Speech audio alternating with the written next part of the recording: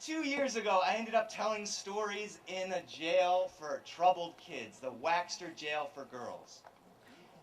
And from that, I wrote a poem, and that poem got published. And I wondered how that happened. And it happened because a few years before that, I became a storyteller. And I wonder how that happened. And that happened because a few years before that, I was in the chorus. And I thought about that listening to the Glee Club this morning.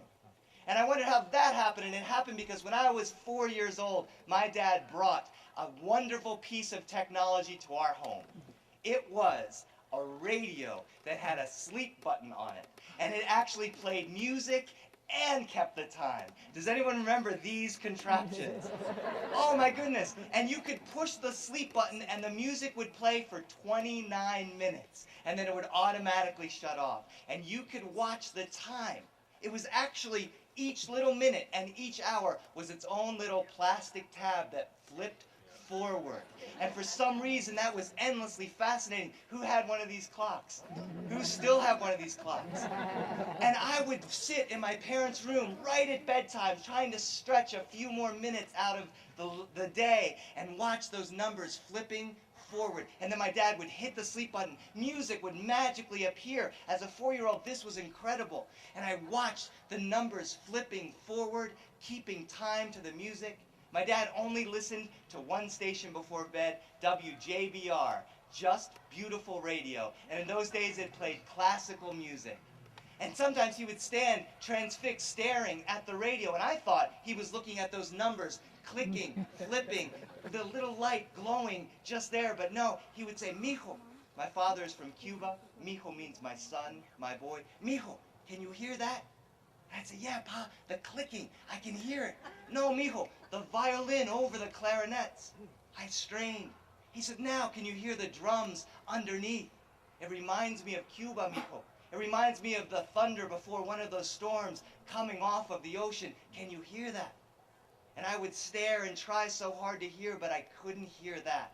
But I loved being in that room, and I loved watching him remember that.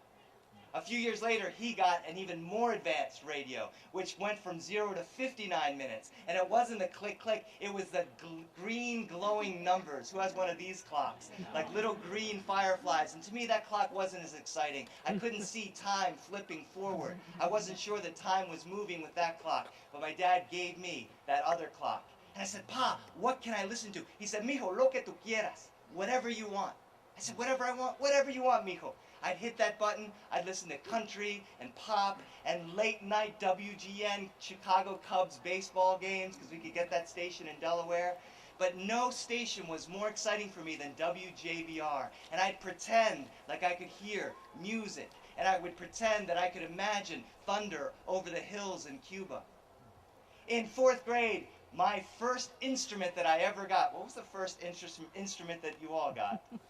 Was it a recorder? Who got a recorder for your first instrument? Miss DeHart, appropriately named, gave us 4th grade monsters little plastic whistles that if you blew into them super hard, made this shrill, shrieking sound that made her right eyebrow quiver. But she was so sweet that we only did it a few times a day. If Mr. McGinnis gave us those things, we would have blown it all the time because nobody liked Mr. McGinnis. But she taught us how to put our fingers on those buttons. And soon we were able to play a halting yet recognizable version of Mary Had a Little Lamb, except for the G at the end because our fingers were too small to make that long stretch to get that G.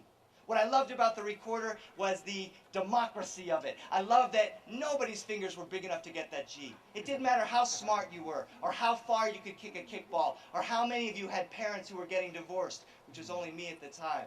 And that recorder and that song helped me get through some of that.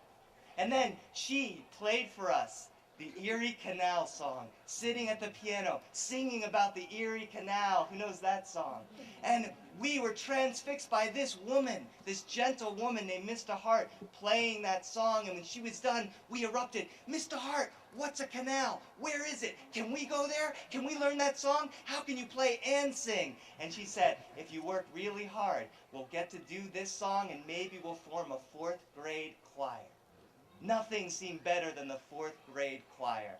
And for the first time in my life, when that choir happened, I found that I was actually good at something. I had a beautiful boy soprano voice. And she put me into the local choir the local glee club. And then we auditioned for the Philadelphia Boys Choir. Huge thing. I got in. For 4 years, I sang in that voice. Freshman year of high school, the chorus teacher came down to the soccer field. She said, "We need some boys because there's nothing but girls in the chorus." I said, "I'm in." Sat down at the piano, she started to play, and my boy soprano voice had changed, which I didn't realize. My beautiful 3-octave range had shrunk to 4 notes that I could barely sing.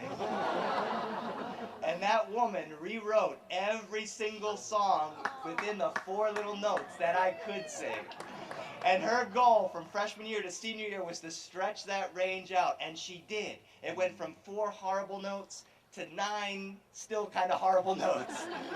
But she introduced me to music, and because I could kind of sing, I started to act in the musicals in school.